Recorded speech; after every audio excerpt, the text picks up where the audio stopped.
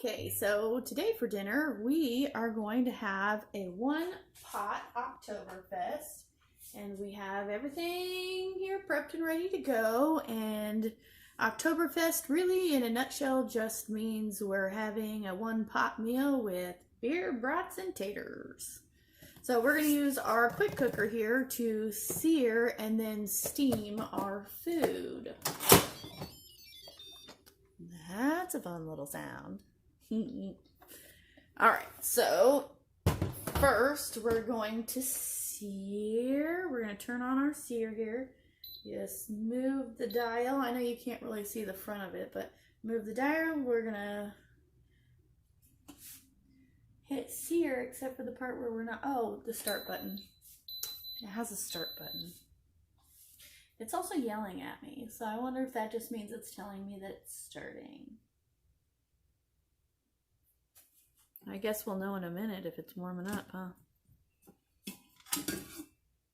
Like, that's what the inside of the pan looks like. Anyway. Yep, it's starting to warm up. Yep, so the start button works. It wasn't actually yelling at me. It was just telling me it started. Okay, so first the recipe says to put some oil down, but that's just crazy cakes to me because we're not only putting bratwurst in it, but we're also putting bacon in it, and that's a lot of fat right there. So I really don't think that we need any more oil. So what we're actually going to do, so if you need oil but you're using a really fat meat, especially if you're using bacon, all you need is to pop a little bit of that bacon in there and render it down. And rendering it down just means the fat cooks down and out and leaves the meat. So we're going to grab some of this bacon. This is amazing bacon, by the way. I got this from our local butcher. This is the best bacon ever. So we only need a little bit of oil, so we're just going to put a little bit of the bacon in there. And since that is going to cook and the other bacon is not cooked, I'm going to go ahead and get out a plate to put it on because we don't want to burn the bacon. No burning bacon. That's just not good. So we're going to have an extra plate sitting by the side to put our cooked bacon in. So we're just going to cook it for a few minutes. So this might end up being a little bit of a long video. I do try to make them short by doing all the prep work ahead of time, but you can't always change that. So, but how cool is this that you can sear in this thing? I don't think I've ever had a pot before that I could sear in that was like a quick cooker or a slow cooker. Either way, I've never had one. I know they're out there, but they're like $1,000. I'm not paying $1,000 just so I don't have to wash a couple more dishes. This, not $1,000. It really isn't. It's only a couple hundred, and you can always host a show to get it lower when it's the host reward, or get it for when you're 50% off. So if you don't know how hosting works for Pampered Chef, go look it up.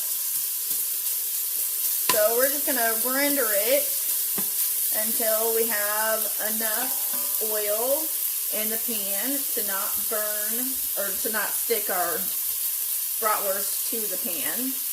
And I am doubling this recipe, so we're going to see if this pot can actually hold a double recipe. It says a single recipe serves 8, but I don't know what kind of family they're feeding. But reading through the ingredients, 3 bratwurst is not going to feed my family of 5. Especially since I have 3 boys. And then the husband on top of that, they'll eat more. So we're just going to keep it stirring so we don't get the bacon stuck either.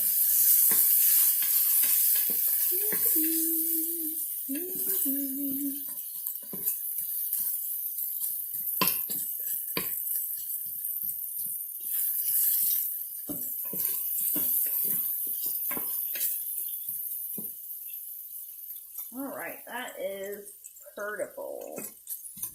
We are getting very purtiful. I love bacon.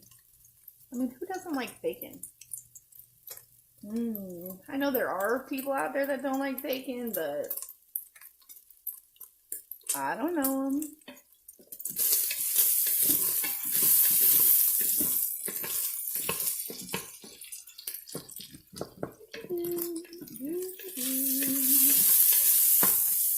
Alright, so we're going to take this bacon out.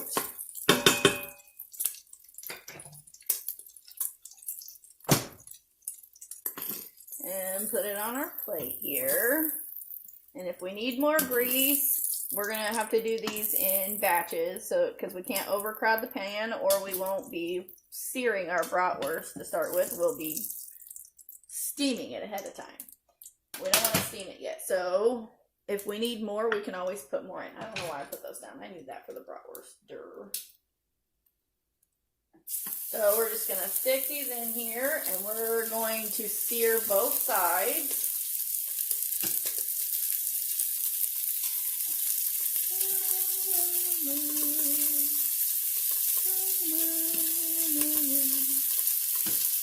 And the middle of the pot is actually domed, so it's shaped upward.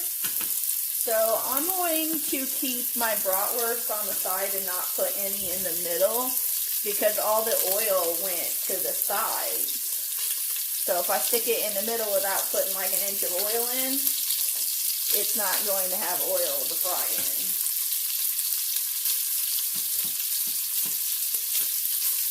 So we're just going to give it a minute to cook on that side, and then we'll flip her on over. It was also a little interesting cutting up bratwurst. I don't think I've ever cut up bratwurst before. I'm so used to grilling or smoking them. But this recipe sounded yummy. I don't actually drink, but I do cook with it. Sometimes I actually have to steal it from my husband. So we actually stole Sam Adams Boston Lager out of his beer fridge from him today. And yes, my husband does actually have a beer fridge. I am an awesome wife, so I bought him a beer fridge for his office. So that's where he keeps his beer. That's what I tell him anyway. But full disclosure, it was actually a selfish purchase because he kept filling my fridge up with beer. And like I said, I got 3 boys to feed. So my fridge is full anyway, and I have a pretty big fridge. So my fridge is full anyway. I don't need no beer in it. So I bought him a beer fridge for his office. So whenever I'm smoking or cooking a meat or making a pot like this, I just go steal his alcohol. He's always gotten something in there, and I sneak in fruity flavors for him too. I go buy him fruity flavors because that's what you smoke with. Apple, cherry, any of those fruity flavors. A lime one was really good. He actually does like the fruity flavors. He prefers the ones that are lime and stuff, but I'll buy him a whole mix of them just so I can have them on hand when I go to make ribs or brisket or something. It's really good. Alright. So we are just browning on the second side.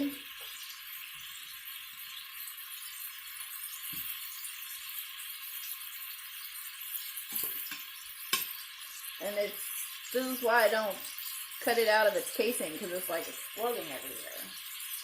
So we got them brown. So we're going to pull these ones out. And just put them right back on our plate for later.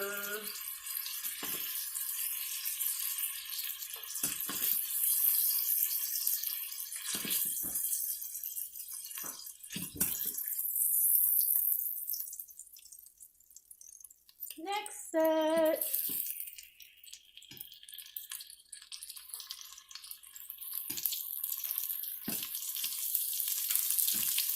It is a deep pot, so you definitely want to make sure you have long utensils to be getting in and out of here so you don't burn your arm. That wouldn't be good.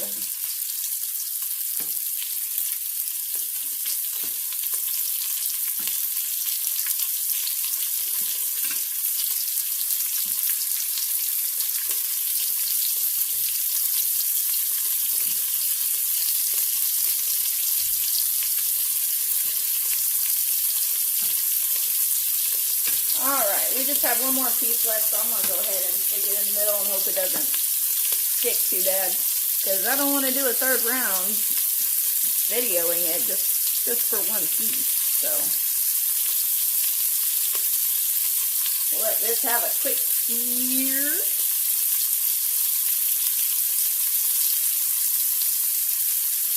This is kind of fun. It's counting down, so it started at a 20-minute sear, but you can always cancel it. So if you need more time, add more time.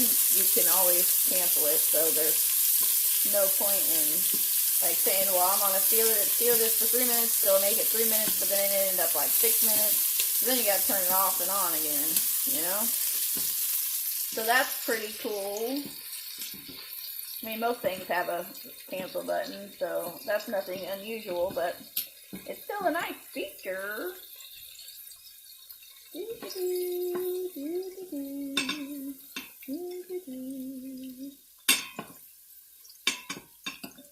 You like my intermission music, or my I'm taking a little bit to flip everything music? Oh look, it didn't even stick. It was in the middle, it didn't stick. Cool. So just another minute and we'll have it all browned and then we can move on.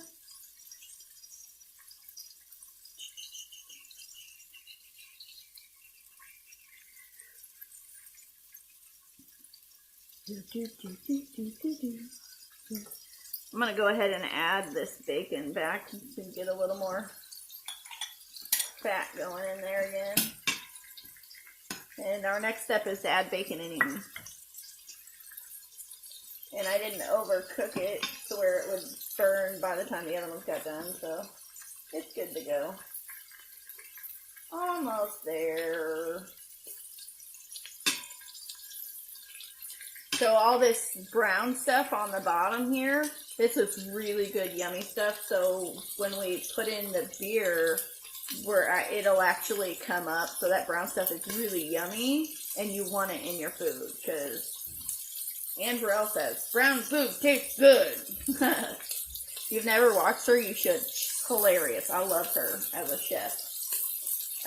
So anyway, so now I'm losing the word for it. Deglaze, that's what it's, deglaze. So we will be deglazing after we cook up our onion and bacon and stuff. We'll be deglazing the pan with our beer. So deglazing is just pouring a liquid in, which is usually chicken stock, beer, sometimes water, but water's bland, it doesn't have flavor. So chicken stock is always better if you're using just water, or vegetable stock if you need it to be vegetarian. So we're going to pull these out now. But yeah, and then it just scrapes up all those little brown bits into good yumminess. Alright, so we're just going to pull these out. So we don't want them fully cooked, we're just putting brown on either side of them. They'll finish cooking in the second part of this process. I'm really excited about making soups in here. I have a Thai coconut soup that I really, really want to make, but I thought it might be better to go ahead and show you guys that you can cook in other ways in this pot first, other than just a soup. Ooh. There we go. Stick our bacon in here. I'm going to let that render down for a minute so we can get more fat in here. Fat is good.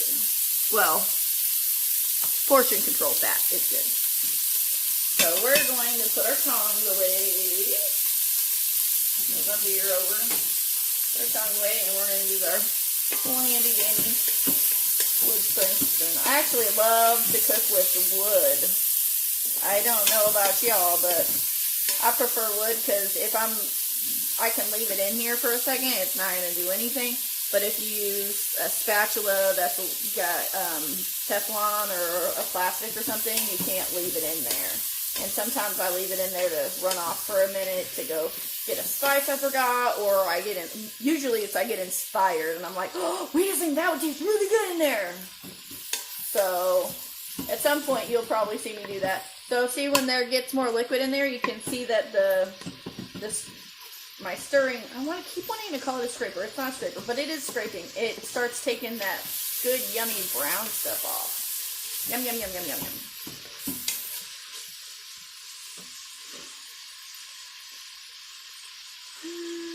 So your bacon will cook for about 3 to 4 minutes. Oh, that stuff looks good. Don't eat too much bacon. It's not healthy for you, but oh man, is it yummy. Plus, this is from a local butcher, so it's less processed. Mmm.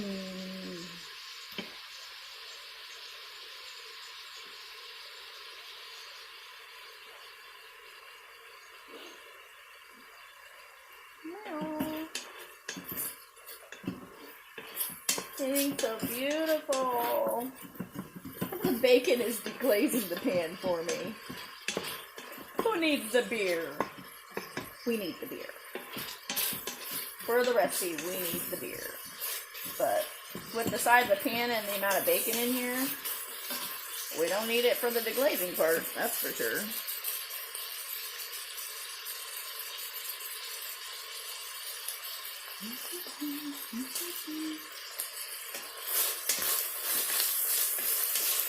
So we're going to keep it moving so it doesn't burn.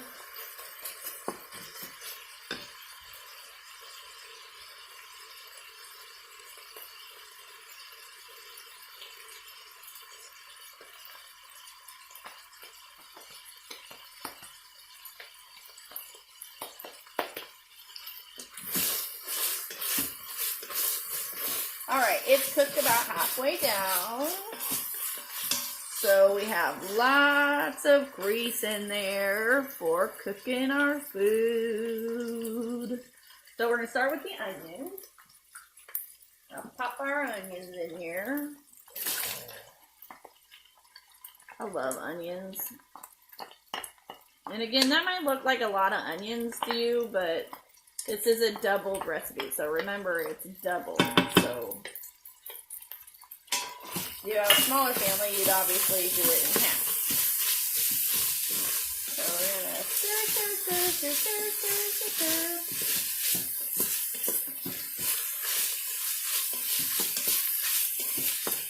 Yummy. Alright, so we're going to let that cook for a minute. So see, it's wood, so I can just kind of leave it there. I like that. Because usually I have so much going on around me with the prep work, or if I'm not doing a video, I'm usually prepping stuff while I'm cooking. I don't prep everything like this. So I'll be doing something while it's cooking so I don't get bored. I don't like being bored. I used to like being bored. Then I married a nerd. And then he shoved too much entertainment in my face. And now I hate being bored.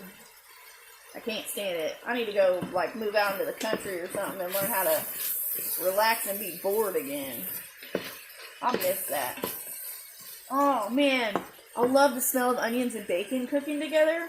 You know what it reminds me of? It reminds me of Christmas. I don't do the traditional Christmas, Thanksgiving stuff. I don't like turkey. I don't like the seasonings that go with turkey. I know that's weird, but So this is my Christmas smell. This is the start of your stuffing. Ooh, stuffing would cook really well in here, I think. I make a cornbread chorizo stuffing, and I realize that I'm not actually pronouncing that correct, but that's okay. My husband likes to laugh at me when I try to pronounce Spanish things, because he actually is fluent. He grew up going down into Chihuahua, Mexico on missionary trips every summer as he was growing up. So, ironically, he actually went with my uncle. My uncle led those, apparently. I didn't know him because, I mean, I grew up in a children's home.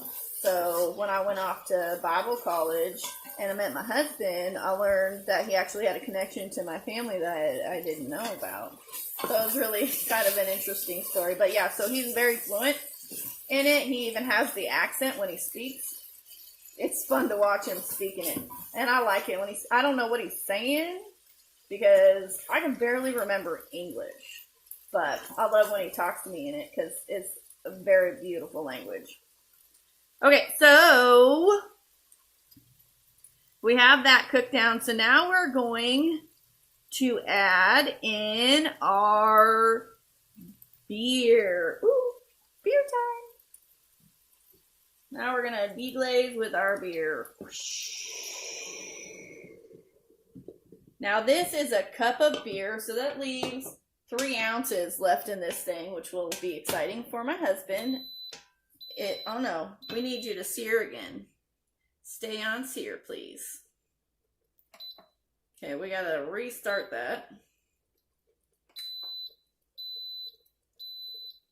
And it's not yelling at us. It's telling us, okay. All right, so. Now I don't like the smell so much anymore. It's very strong of beer. But it will cook down. And if you don't cook with alcohol, this is okay for kids to eat. So the alcohol actually cooks out. You're just getting the flavor of the beer. So you're getting the flavor of the hops and whatever spices and stuff that they put in it. So you're not actually going to be getting the alcohol. The alcohol would completely cook out. So don't think that this is a recipe you can't make if you got kids, because it is. You can totally cook with alcohol. It cooks off. Okay, so we put in our beer. Now we got to put in our mustard, vinegar, and garlic. Okay. Well, we'll put in garlic last. Let's see. Where'd my mustard go? Oh, it's the tiny thing hiding back behind the salt. Here we are. So this is stone ground mustard. That's what the recipe calls for, stone ground mustard. Let's get that out.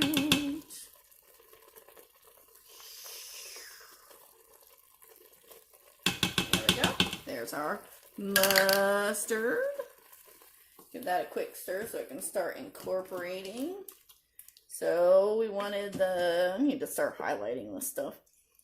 It's not a normally written recipe, so I keep losing track. So, okay, so vinegar, it wants 2 tablespoons of apple cider vinegar. You know you cook a lot when you buy in bulk.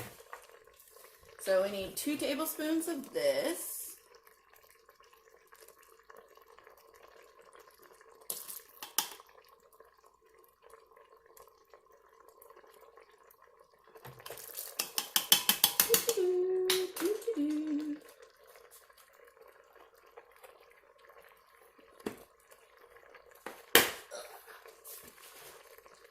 There's our vinegar. Give that a quick stir. So we have beer, mustard, vinegar. Now garlic. And since there's a lot of liquid in here, the garlic is not going to burn. So when you are frying something, do not put garlic in too soon. It will burn and then get bitter, but since there's a lot of liquid in here, it actually won't burn. So we're going to go ahead and put it in here. Stir it in. Ah, I love garlic. Keeping our dirty dishes together over here, so easy cleanup. Try to keep your space as clean as possible. Okay, so now we're gonna cook that for 3 to 4 minutes. Now we are not adding salt to this because bacon is salty. Okay, so you don't actually need to add salt at this point in the recipe. We are cooking potatoes and carrots, so later we'll add more salt. But as of right now, this sauce that's building does not need it. Okay, so we're also going to put a touch of parsley in. Okay, so we're going to go with a teaspoon of parsley. And since I have dried, we're going to go with just a teaspoon. Now, if you were using fresh parsley, you would use more, but dried, it's concentrated. So when you need your parsley, dried parsley, a little bit more fine, just stick it in the palm of your hand and rub your palms together. I do this with parsley, oregano, any of those that are dried like that. Okay. And we're putting it in the sauce because when I went and bought a bunch of stuff to make recipes, I remembered all the cilantro because a lot of my recipes call for cilantro. Oh, I love cilantro. But I forgot to buy fresh parsley. So that's why we are using dried parsley in it, because the fresh parsley actually goes on top, but you don't want to be putting dried parsley on top. That would be disgusting. Trust me on that one. Okay.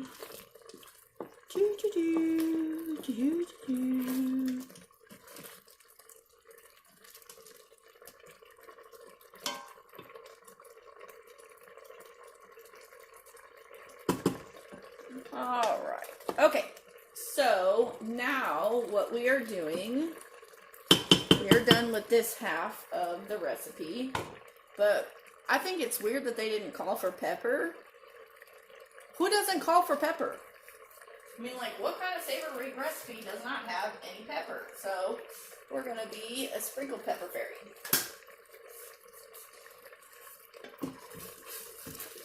And in case you didn't see any of the other videos, yes, I use a coffee grinder to make myself fresh pepper all the time. Okay, now that we have this part done and smelling good, it's like a thickened sauce. So you could actually just do this part and use it as a sauce over a lot of different things.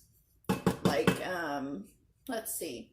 You could thicken it some more and use it over mashed potatoes. That would be good. You could soak it in chicken and potatoes and put it on a pan in the oven, whatever.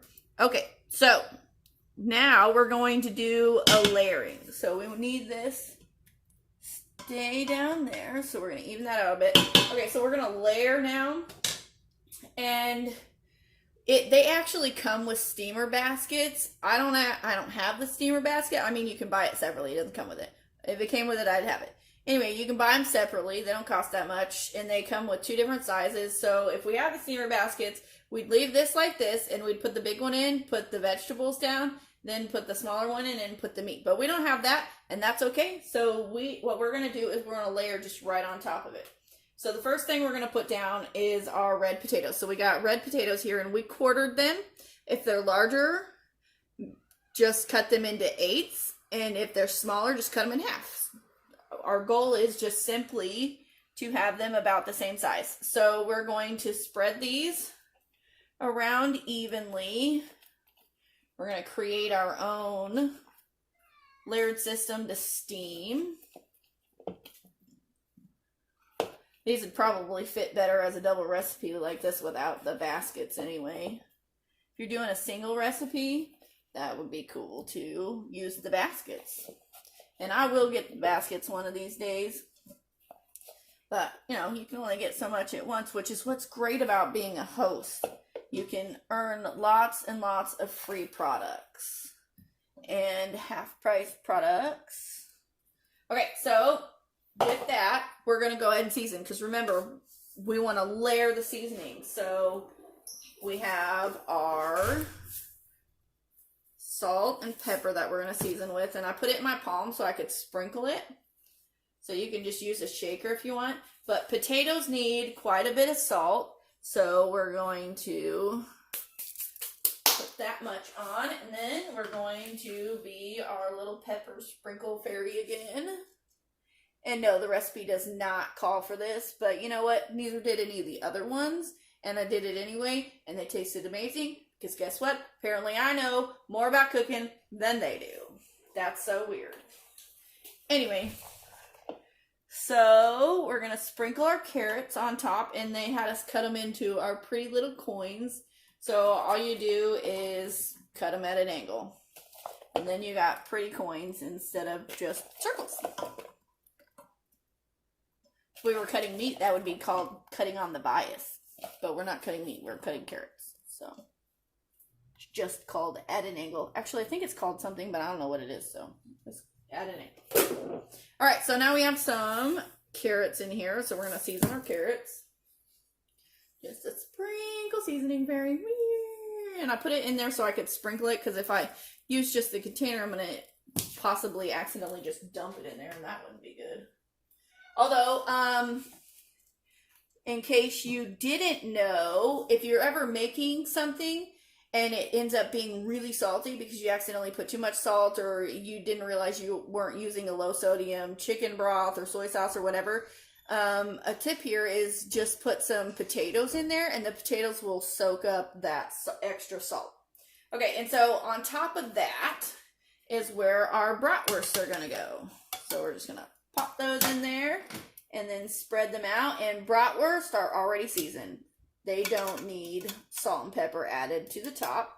So we're just going to move them around so that they're in a single layer. There we go. See? Pretty pretty.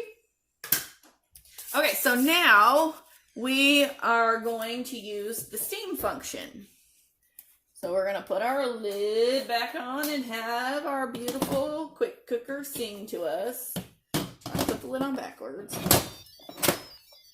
It's like my dryer. It sings to me. Okay, so now to use the steam setting, we lock the lid, which we did. We closed it. Okay, and then now we gonna turn the dial to steam. Okay, and then it says adjust the time to 3 minutes and press start. It's gonna cook in 3 minutes? I don't think so. But you know, we'll go with it. Let's see. Oh, time. And then down to 3 minutes. So all you need to do to check if it's done or not is we're going to poke the potatoes with a fork. If it goes through nicely, we know it cooked. If not, we know somebody should have actually cooked this before writing the recipe, which I already think.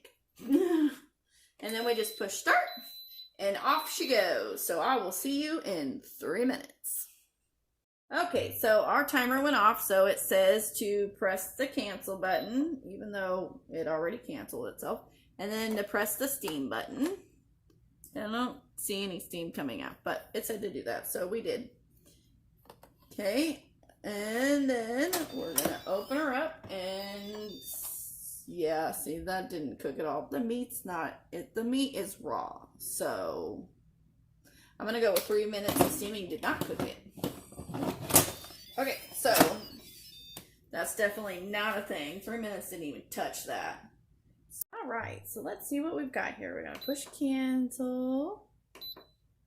Okay, and then we're going to manually release the steam.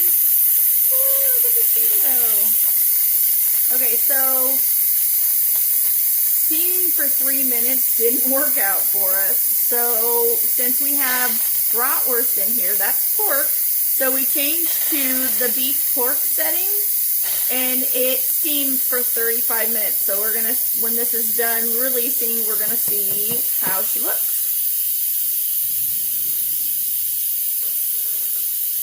But always, always, always remember to manually release the steam because this is essentially a pressure cooker.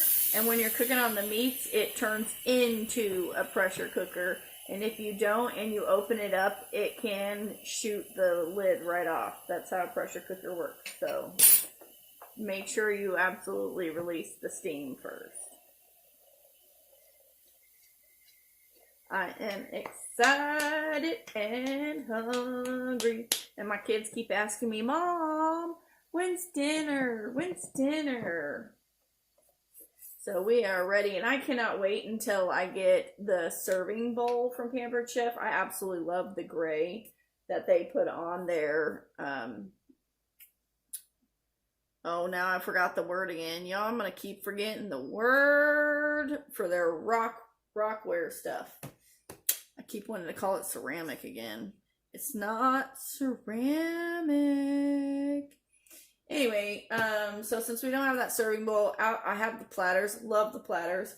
So I brought out my beautiful glass bowl. I actually got this from my grandma when I got married. So I got this 16 years ago because it was a gift for my wedding. So I actually got it at the bridal shower, I think.